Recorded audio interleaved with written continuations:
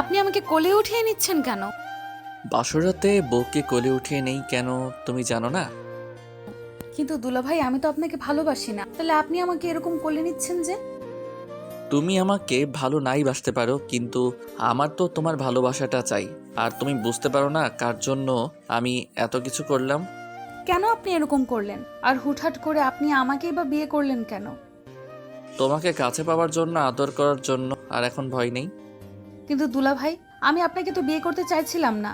আপনি আব্বু আম্মুর থেকে জোর করে আমাকে কেন নিয়ে আসলেন? আপনি কেন বুঝতে পারেন না আমার বিয়ের বয়স হয়নি? আমি 2 দিন আগেও আপনাকে দুলাভাই বলে ডেকেছিলাম।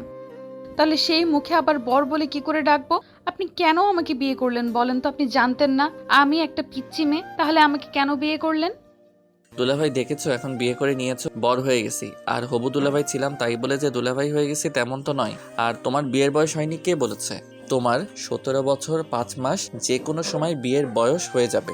এখন আমাকে বর বলে ডাকতে হবে না, আপনি করেই বলো। পরে তুমি নেমে এসো আর পিচ্চি মেয়ে বলতেছো, তুমি সবই বোঝো। আমি সেটা খুব ভালো করেই জানি। তুমি সেদিন তোমার বান্ধবীর সাথে কথা বলতেছিলে না, আমার বডিটা জোস, এরকম একটা পুরুষ পেলে তুমি প্রেম করতে। সেই থেকে কি বলছেন আপনি এসব? আমি এমনটা বলিনি, প্লিজ বিশ্বাস করেন। আমি এরকম কিছু বলতে চাইনি, কিন্তু আমার বান্ধবীরা হুটহাট করে ওরকম কিছু জিজ্ঞেস করলো, কেমন ছেলে পছন্দ, তাই বলেছিলাম। কিন্তু আপনি আমাকে এরকম জোরপূর্বক এখানে নিয়ে আসলেন কেন? প্লিজ আমাকে ছেড়ে দিন, আমি বাসায় চলে যাব। পিচ্চি বউ, তুমি না এখন আমার ভালোবাসাটা বুঝতে পারবে না, কিন্তু আমি যখন বারবার তোমাকে ভালোবেসে নিজের ভালোবাসায় জড়িয়ে নিব, আমার বুকে জড়িয়ে রাখবো, তখন তুমি বুঝতে পারবে আমি তোমাকে কত বেশি ভালোবাসি। তুমি জানো, আমি এর জন্যই তোমার আপুকে বিয়ে করিনি। তোমার আপু অন্য একটা ছেলের সাথে রিলেশনে ছিল। আর যেদিন তোমাকে প্রথম দেখতে গিয়েছিলাম, তোমাকে দেখে আমার পছন্দ হয়েছিল, কিন্তু আব্বু আম্মু এরকম একটা কাজ করবে আমি জানতাম না। আমি কিছু বলে ওঠার আগেই ওরা বলল ওরা তোমার বোনকে পছন্দ করে। আর আমি বোঝাতে পারলাম না আমার তো তোমাকে ভালো লাগে, ভালোবেসে ফেলেছিলাম, তোমাকে কাছে পেতে চাই। তুমি কেন বোঝো না? তোমাকে আমি অনেকবার বোঝানোর চেষ্টা করেছি, কিন্তু তুমি এটা কেন করছো বলো? তুমি তো জানতে যে আমি তোমাকে পছন্দ করি। দুলাভাই, আপনি এগুলো কি বলতেছেন? আপনি যে এরকমটা ভাবেন আমি জানতাম না। আর কি বলতেছেন? আমি জানবো কি করে? আমি ভাবলাম আপনি আমাকে শালী হিসেবে পছন্দ করেন। আমি জানতাম না কি আপনি আমাকে এরকম ভাবে পছন্দ করেন, তাহলে কখনোই আপনার দিকে ফিরেও তাকাতাম না। আপনি আপুকে এইভাবে কষ্ট দিলেন, এটা কি করে করলেন আপনি বলেন? যাকে ভালোবাসি তাকে বিয়ে না করলে অন্যায় হবে, আর যাকে ভালোবাসি না তাকে বিয়ে করে নিজের কাছে টেনে নিয়ে যদি জোরপূর্বক সম্পর্ক করতে থাকি তাহলে সেটা খারাপ হবে, সেটা আমার জন্য অন্যায় হবে। তাকেও ঠকানো হবে আর নিজেকেও ঠকানো হবে। আমি পারবো না আমার ভালোবাসার মানুষটাকে দূরে রাখতে। কিন্তু আমি তো আপনাকে ভালোবাসি না, আপনি বুঝতে পারেন না? আমি আপনাকে ঘৃণা করি। আপনি যে একটা কাজ করলেন, আব্বু আম্মুর সম্মানটা নষ্ট হতে বসেছিল শুধু আপনার পাগলামির জন্য আমাকে বিয়েটা করতে হয়েছে। আপনি কেন এরকমটা করতেছেন বলেন? আমি তো আপনাকে কখনোই ভালোবাসতে পারবো না। আপনি বুঝতে পারতেছেন না। এখন ভালোবাসো না কিন্তু পরে বাসবে। আর তাছাড়া আমি কি দেখতে খারাপ নাকি? ঘৃণা করো স্বামীকে, ঘৃণা করা যায়, সমস্যা নেই। একটা সময় ভালোবাসতে শুরু করবে। তুমি জানো তোমার বরটা কত রোমান্টিক? হ্যাঁ, এটা ঠিক যে তুই বিয়েটা করতে চাইতেছিলে না, আমি পাগলামি তোমার জন্য করেছি, বুঝলে? এখন তুমি যদি আমাকে এমন করে দূরে সরিয়ে দিতে চাও, আবারও সে পাগলামিটা করব। আর একটা সময় তুমি আমাকে অনেক বেশি ভালোবাসবে। তুমি জানো না তোমার বরটা কতটা রোমান্টিক, কত বেশি আদর করতে পারবে তোমাকে। তুমি শুধু একবার দেখো। আসলে আপনি যে একটা ফাজিল আর একটা লুচুর, সেটা আপনার কথাতেই বুঝতে পারতেছি। না হলে নিজের শালীকে কেউ বিয়ে করার মতো সিদ্ধান্ত নেয় আর শেষ পর্যন্ত করেই ছাড়লেন। আপনাকে আমি বোঝাতেই পারলাম না, আমি আপনাকে ভালোবাসি না, পছন্দ করি না, তারপরও আপনি এরকম একটা কাজ করলেন কেন? এটা খুব বেশি প্রয়োজন ছিল কি এটা করার? তাহলে কেন করলেন? আমি তো আব্বু আম্মুকে বোঝাতে পারছিলাম না যে আমি বিয়েটা করতে চাইনি, কিন্তু আপুকে আপনি বললেন যে তার বয়ফ্রেন্ড তার জন্য পাগলামি করতেছে, বিয়ের আসরেই তার সাথে বিয়ে দিলেন আর আমাকে বিয়ে করে নিলেন। এটা কেমন বিচার বলেন? বললাম না, যাকে ভালোবাসি তাকে বিয়ে না করলে অন্যায় করা হবে। আর তুমি পারতে যদি আমাকে ভালোবাসতে, তাহলে তোমার আপুর সাথে আমাকে বিয়ে দিতে। আমি আপনার মতো কখনোই ভাবি না। আমি শত কষ্ট হলেও আপনাকে অন্য কারো হাতে তুলে দিতাম, আর সেটা যদি আপু হতো তাহলে আমি চোখ বুজে সেটা করে নিতাম। আপনি নিজের অবস্থানের কথা ভেবে এরকমটা পাগলামি করতেছেন, কিন্তু আপনি আমার কথাটা বোঝার চেষ্টাই করতেছেন না। আচ্ছা, একটা কথা বলো, তুমি যদি আমাকে ভালোবাসতে তাহলে তোমার আপুর হাতে আমাকে তুলে দিতে পারতে, ভালো থাকতে কষ্ট হতো না তোমার। হ্যাঁ হতো, কিন্তু তাই বলে আমি আপনাকে কখনোই বিয়ে করতাম না। আমার আপুকে কষ্ট দিয়ে আমি এমনটা করতাম না। আর আমি তো আপনাকে ভালোবাসি না। আপনার পাগলামির কারণে আব্বু আম্মুর কথাতে বিয়েটা করেছি। আর আপনি এতটা স্বাভাবিক আছেন কি করে? এরকম একটা কাজ করার পরেও আপনি হুটহাট করে বাসার ঘরে এসেই আমাকে কোলে উঠিয়ে নিলেন। আপনার কাণ্ড দেখে আমি অবাক হয়ে যাচ্ছি। আসলে আপনি একটা বাজে লোক, না হলে এমনটা কখনোই করতে পারতেন না। তোমাকে ভালোবাসি তো কাছে পেতে চেয়েছি, এজন্য আমার দোষ হয়ে গেছে। আচ্ছা, ভালোবাসাটা কি অন্যায় বলো? খুব বেশি অন্যায় করে ফেলেছি তোমাকে কাছে পেতে চেয়ে? আচ্ছা, তুমি যদি না বলো আমি তোমাকে আদর করব না, কখনো তোমার কাছে আসবো না, কিন্তু আজকে রাতে তোমার কাছে থাকতে দাও, আমি সারা জীবন স্মৃতি করে রেখে দিব। তুলি কোনো কথা বলতেছে না। ঈশান আলতো করে ওর কপালে একটা ঠোঁট স্পর্শ দিল, বন্ধ করে নিল, আর কেমন যেন নিজের শাড়িটা দুহাতে ধরলো। তখন এর কাছে মুখ নিয়ে গিয়ে বলল, ভয় নেই, যে মানুষটাকে এত বেশি ঘৃণা করে সে তোমাকে স্পর্শ করবে না, আদর করবে না, এমনভাবে স্পর্শ দিবে না যার জন্য ঘৃণা করো সারা জীবন। আমি আজকে বুঝতে পেরেছি ভালোবাসাটা না সবার জন্য নয়। ওই জন্য একটা মেয়েকে পছন্দ করতাম আর সেই মেয়েটা এত বেশি কষ্ট দিয়েছিলাম যেটা আমি ভাবতে পারিনি।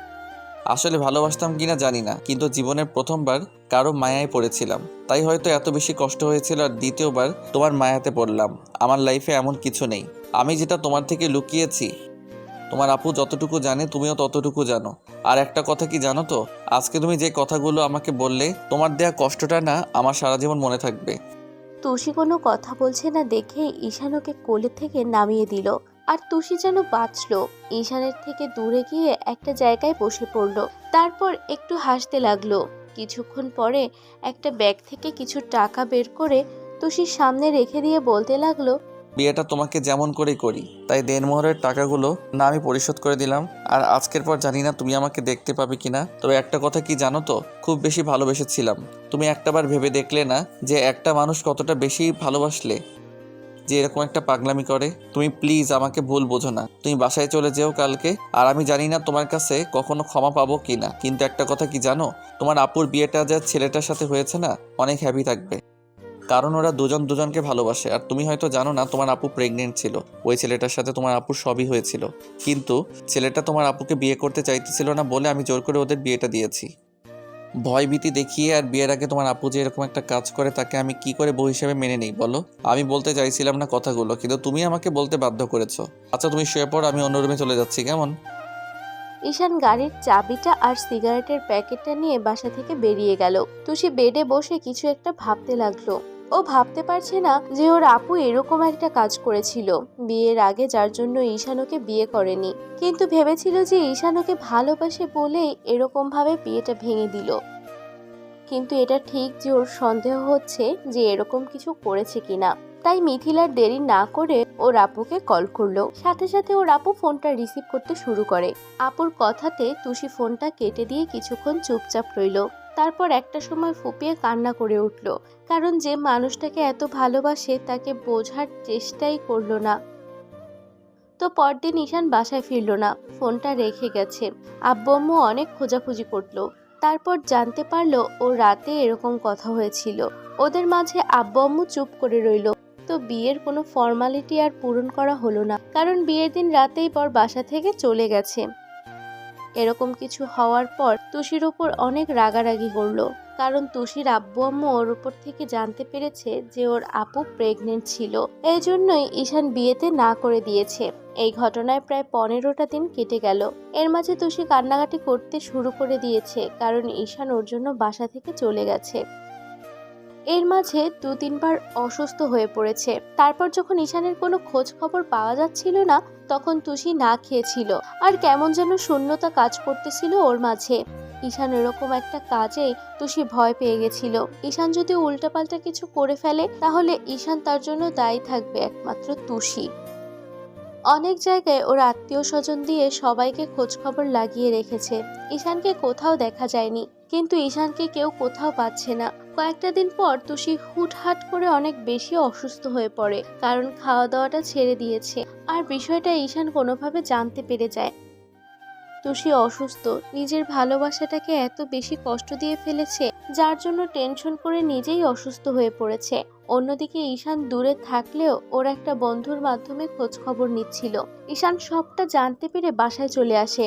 তারপর এসে দেখে তুষি শুয়ে আছে। 15টা দিনেই শুকিয়ে গেছে।